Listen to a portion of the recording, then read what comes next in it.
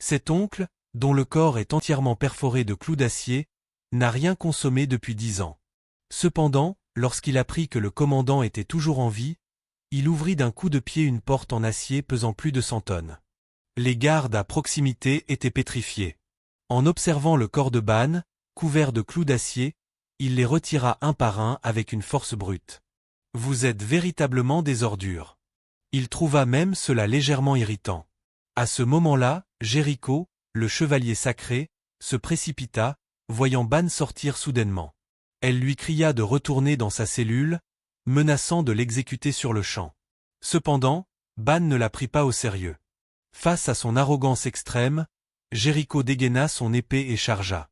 Après un cri strident, Jéricho se retourna, abasourdi. Non seulement Ban était indemne, mais toutes ses blessures étaient complètement guéries. En voyant l'expression perplexe de Jéricho, Van pointa du doigt la cicatrice sur son cou. C'est ce qu'on appelle une véritable cicatrice.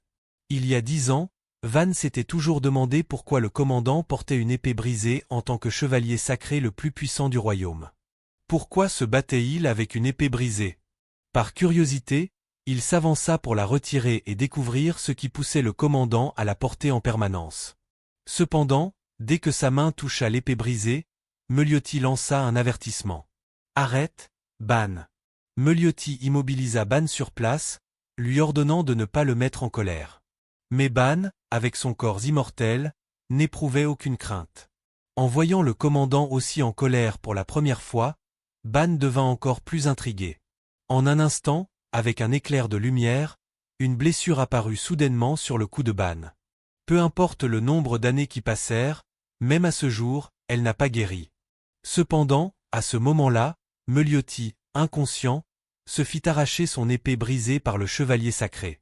La seconde suivante, il se leva soudainement de son sommeil. Cette épée, même si je meurs, je ne la lâcherai pas, car elle représente la dernière rédemption que je puisse jamais atteindre. Pourtant, le chevalier sacré, à ce moment-là, se moquait toujours. Ce n'est qu'une épée brisée. Cependant, avec une simple vague de pression, le chevalier sacré fut instantanément terrifié. Pour libérer Ban de la prison le plus rapidement possible, le groupe se mit en route immédiatement. Cependant, juste au moment où ils quittaient le village, ils rencontrèrent un ennemi redoutable. D'un seul regard, la princesse fut projetée au loin par le chevalier sacré.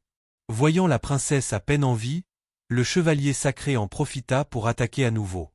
Au moment critique, heureusement, Meliotti intervint à temps, forçant le chevalier sacré à battre en retraite.